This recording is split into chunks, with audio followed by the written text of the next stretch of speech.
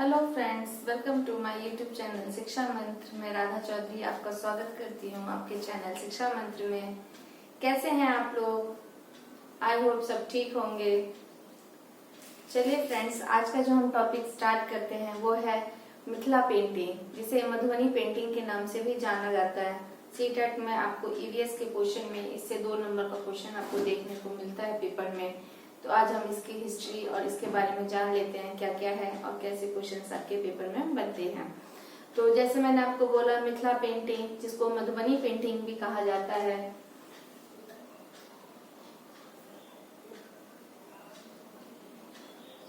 मिथिला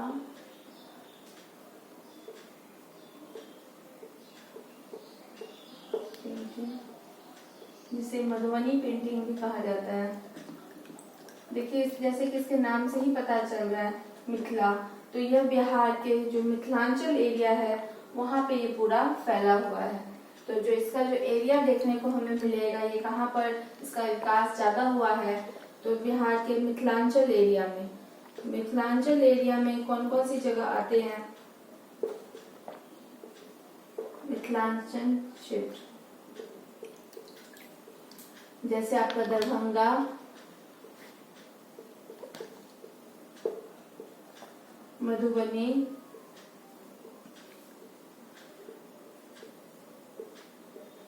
पूर्णिया, सहरसा, मुजफ्फरपुर,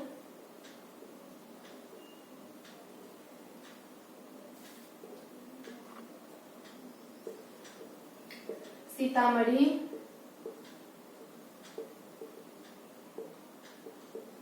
और समस्तीपुर।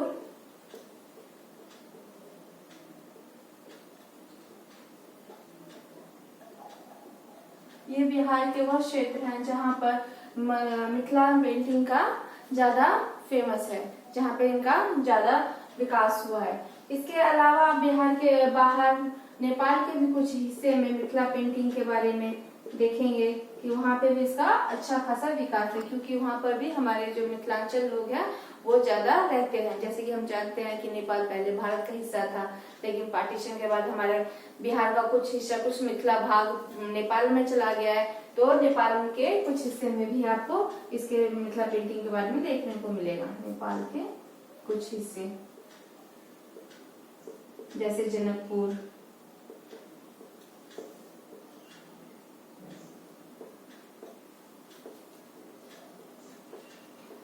देखिए इसका जो उद्गम हुआ, इसका पहली बार इसको कब स्टार्ट हुआ, कैसे मिथिला पेंटिंग बनाया जाता था।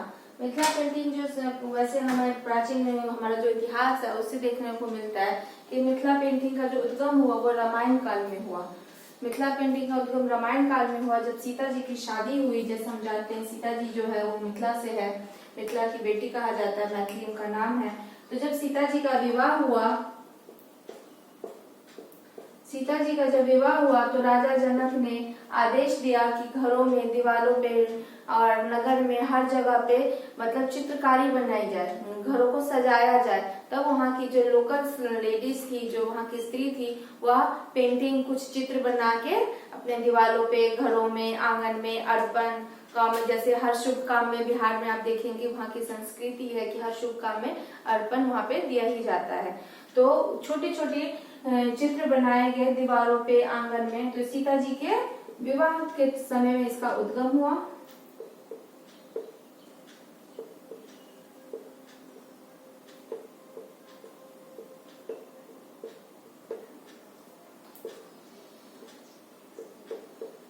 उद्गम हुआ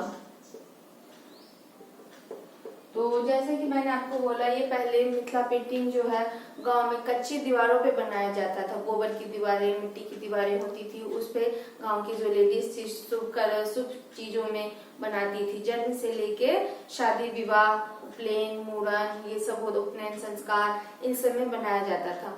तो जैसे कि हम देखेंगे कि मिथिला पेंटिंग जो है वह पहले कच्ची दीवारों पे बनाई गई, फिर बाद में ये इसका जो औद्योगिक रूप ले लिया। ये जो फेमस कैसे हुआ, मिथिला पेंटिंग को विश्व स्तर पर पहचान कैसे मिली, तो मिथिला पेंटिंग को जो विश्व स्तर पर पहचान मिली वो 1934 में एक बार जो बिहार नेपाल के कुछ हिस्सों में भूकंप आया था, तो उस भूकंप में सारी दीवारें सारे घर तहस नहस हो गई थी।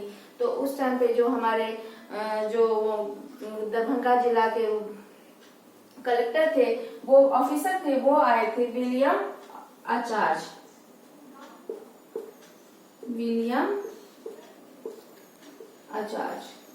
तो उन्होंने देखा इस पेंटिंग्स के ध्वस्त हुई पड़ी, दीवारें गिरी हुई, उस पे पेंटिंग्स बनी हुई, तो उसकी उन्होंने कुछ तस्वीरें खींच ली और उसका फिर उन्होंने 1900 कुछ उन्होंने उसकी एक विज्ञापन में एक उन्होंने पत्रिका निकाली, उस पत्रिका में इस पेंटिंग के बारे में जिक्र किया। तो वह पेंटिंग के वो को विश्व स्तर पर ग्लोबल स्तर पर पहचान मिली। वो पेंटिंग देखी गई, लोगों द्वारा नोटिस किया गया और फिर उसके बाद भी कच्ची दीवारों से और घर आंगन की दीवारों से निकलकर जो मिथिला पेंटिंग है वह सूती कपड़े पे, रेशमी कपड़े पे, फिर उसके बाद ग्लास पर, फिर उसके बाद कागज की पेंटिंग्स, कागज पर उसको उकेरा गया। तो इसकी कुछ विशेषताएं देखने की है, क्या क्या है मिथिला पेंटिंग की विशेषताएं।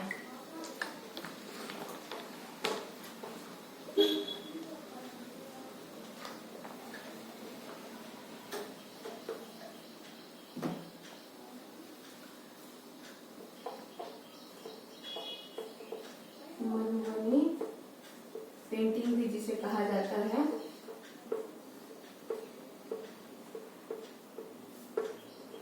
की विशेषताएं।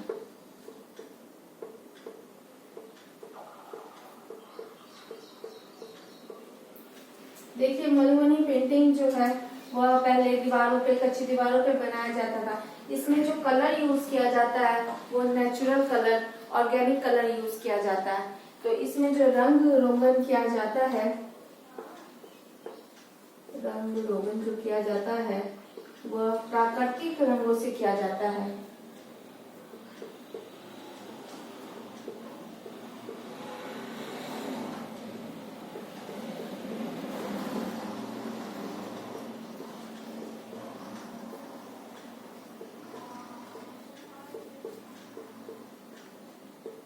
प्राकृतिक रंगों से किया जाता है। इसमें जो मिथिला पेंटिंग में आप देखेंगे इनकी जो पतली पतली लाइनें होती है, बहुत बारीकी चित्र होता है इसमें स्पेस आपको बहुत कम देखने को मिलेगा। पतली पतली लाइनें होती है, छोटी छोटी चित्र होते हैं। तो मिथिला पेंटिंग में जो बारीकी देखने को मिलती है उसमें जो यूज किया जाता है वो माचिस की तीली और बांस की कलम का यूज किया जाता है। माचिस की तीली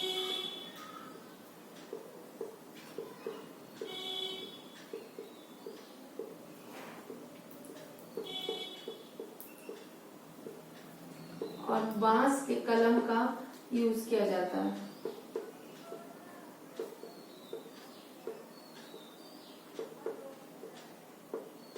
इस्तेमाल किया जाता है।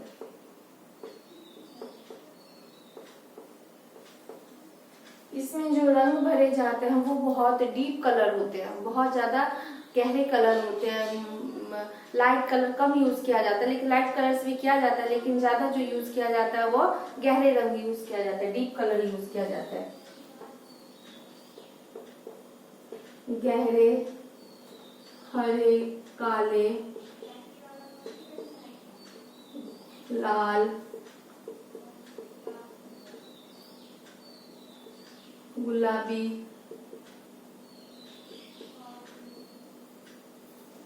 रंगों का यूज होता है।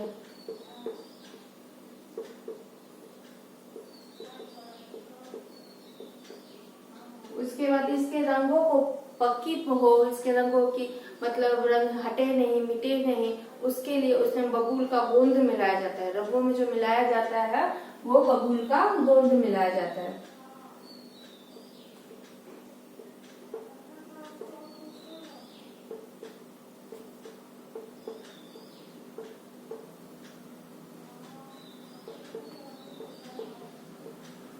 बबूल का गोंद मिलाया जाता है। गहरे रंग के लिए फूलों का और पत्तों से नेचुरल कलर निकाला जाता है। पत्तों से पत्ते में आपके बांस के पत्ते हो गए, पीपल के पत्ते हो गए, मतलब पत्तों से नेचुरल कलर निकाला जाता है। फूलों और पत्तों से प्राकृतिक रंग बनाया जाता है और फिर उसका यूज किया जाता है। प्राकृतिक रंगों का यूज किया जाता है।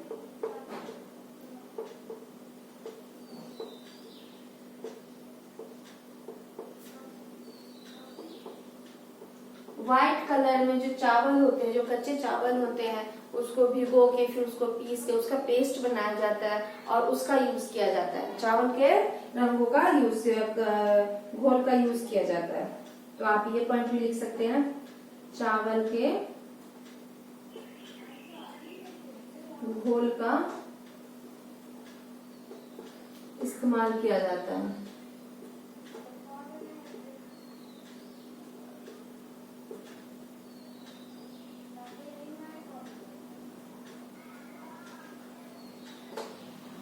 जैसे कि मैंने मधुबनी पेंटिंग की कुछ विशेषताएं बताई। रंग रोगन के लिए प्राकृतिक रंगों से बनी रंगों का यूज किया जाता है। माचिस की तीली और बांस के कलम का पतली पतली जो बारीकी काम उसमें होता है, उसके लिए बांस की तीली और माचिस की तीली और बांस के कलम का यूज किया जाता है। फिर इसमें गहरे रंग होते हैं, इसमें लाइट कलर्स भी दिए जाते हैं बट उसकी तुलना में कम। पहले गहरे रंग में आपके काले रंग, नीले रंग, पीले रंग, भड़कीले रंग का यूज किया जाता है। उसके बाद बबूल का गोंद मिलाया जाता है जिससे वो उसका नेचुरल रंग आए और उसकी पकड़ हो, वो उतरे ना, इसलिए बबूल का गोंद मिलाया जाता है। फूलों और पत्तों से प्राकृतिक रंगों का इस्तेमाल किया जाता है।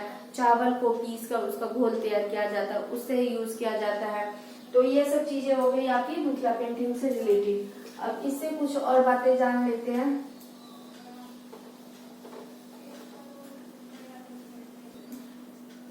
तो जैसे मैंने अभी आपसे बात की इसकी कुछ विशेषताएं के बारे में, तो जैसे मधुबनी पेंटिंग जो था पहले के जमाने में, प्राचीन काल में बिहार में ज्यादा फेमस हुआ।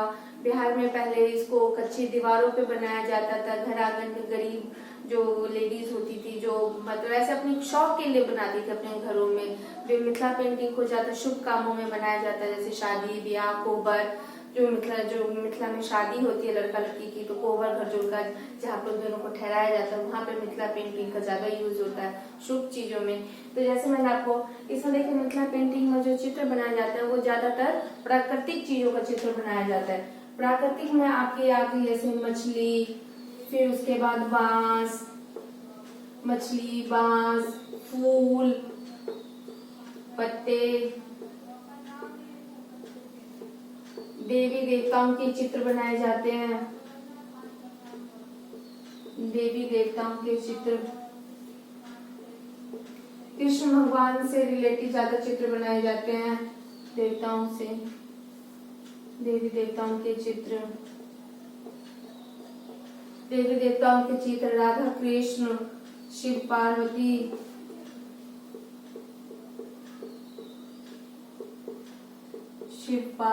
पार्वती, सीताराम। जैसे मैंने बोला कि सीता जी की शादी के टाइम में स्टार्ट हुआ, तो सीताराम के विवाह का चित्र बनाया जाता है। सीताराम के विवाह का चित्र,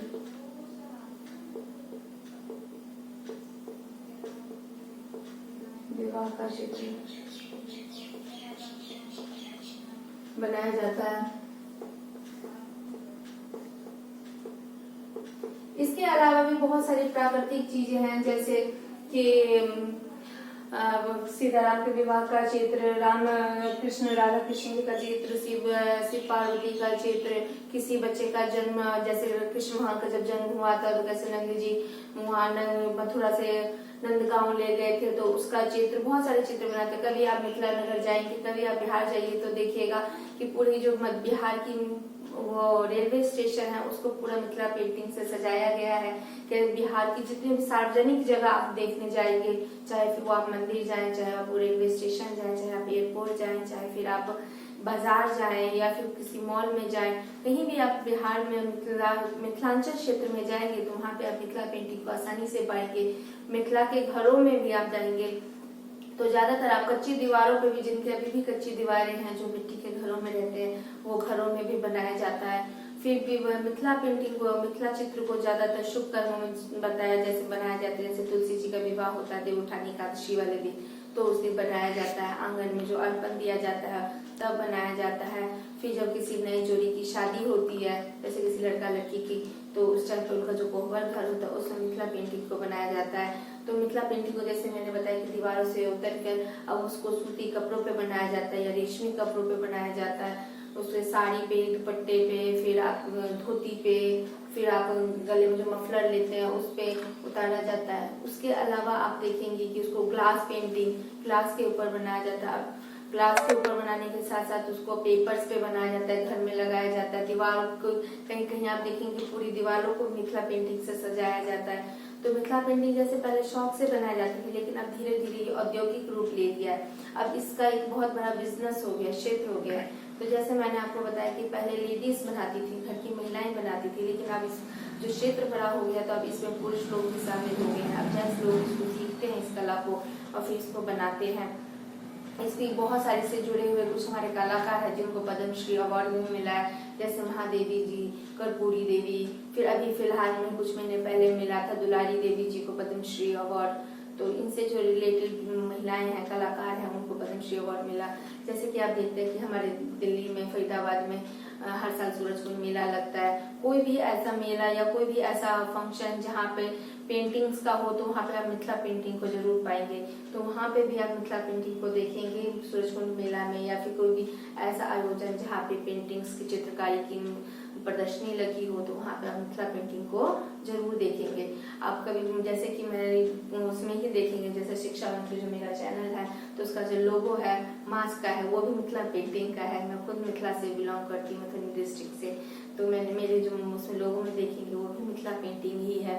तो मिथिला पेंटिंग से जो क्वेश्चंस बनते हैं हम उसके बारे में बात कर लेते हैं। जैसे मिथिला पेंटिंग से कई बार पूछा जाता है कि ना मिथिला पेंटिंग में जो कलर यूज किए जाते हैं वो कैसे कलर यूज किए जाते हैं। प्लास्टिक कलर यूज किए जाते हैं, नेचुरल कलर यूज किए जाते हैं, या फिर कोई ऑर्गेनिक कोई और कलर यूज किए जाते हैं। तो जैसे कि मैंने आपको बताया कि मिथिला पेंटिंग में जो है वो सारे ऑर्गेनिक कलर यूज किया जाता है। ऑर्गेनिक कलर का मतलब चावल के घोल, फिर फूलों से कलर निकालना, पत्तों से कलर निकालना, बांस के कलम का प्रयोग, फिर उसके बाद बबूल के गोंद का प्रयोग। तो जो मिथिला पेंटिंग में वो यूज किया जाता है वो ऑर्गेनिक कलर यूज किया जाता है। मिथिला पेंटिंग को बनाया कैसे जाता है बताया मैंने, जैसे कि मिथिला पेंटिंग की जो बारीकी है, जो उसको बनाने का तरीका है वो बहुत पतली पतली कलम से बनाया जाता है, बहुत बारीकी से बनाया जाता है। तो मिथिला पेंटिंग को ज्यादातर माचिस की तीली से बनाया जाता है। उसमें बहुत टाइम लगता है, लेकिन उसको माचिस की तीली और कलम के बांस के कलम से बनाया जाता है। उसके बाद जैसे मैंने आपको बताया कि मिथिला पेंटिंग से रिलेटेड ये क्वेश्चन पूछ लिया जाता है कि मिथिला पेंटिंग कहाँ से बिलोंग करता है। तो जैसे मैंने आपको बोला, इसको मिथिला पेंटिंग, इसको मधुबनी पेंटिंग भी कहते हैं। तो यह बिहार के मिथिलांचल क्षेत्र से बिलोंग करते हैं। मिथिलांचल क्षेत्र में वैसे तो बहुत सारे क्षेत्र आते हैं, पर विशेषकर इसको आप दरभंगा मधुबनी में इसको ज्यादा फैला हुआ पाएंगे। मधुबनी की जो रेलवे स्टेशन है वो तो पूरा मिथिला पेंटिंग से ही सजा हुआ है। मधुबनी दरभंगा का रेलवे स्टेशन, सार्वजनिक जितनी भी जगह है, हॉस्पिटल्स हो गए, फिर आपके बाद एयरपोर्ट हो गया, फिर क्या कहते हैं मंदिर हो गए, तो ये सब जगह पे आपको मिथिला पेंटिंग आसानी से देखने को मिलेगा। मिथिला पेंटिंग का एक अपना ही सांस्कृतिक गौरव है। मिथिला पेंटिंग एक बिहार के लिए गौरव की बात है, जिसको पूरे विश्व में, सिर्फ भारत में नहीं पूरे विश्व में पहचान मिली है। इसको और आगे से आगे बढ़ाए।